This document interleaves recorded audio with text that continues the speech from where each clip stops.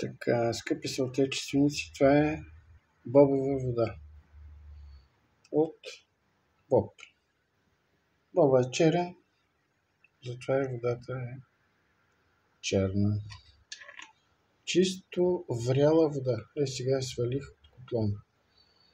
Взимаме. Това е мая, която аз я правя.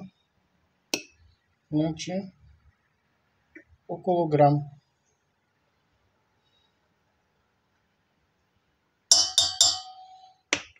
И слагаме капака. И така стои 2-3 дена. Това е сенна пръчица. Маята е права от нато, от нахут и чимен.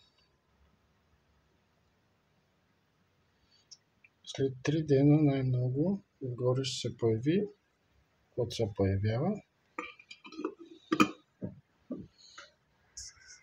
И тая течност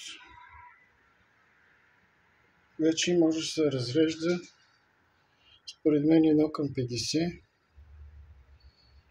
може по-малко, 1:30 за поливане, за пръскане. А от това ще си направя бобена салата с лук, магдалноз, оцет и зехтин.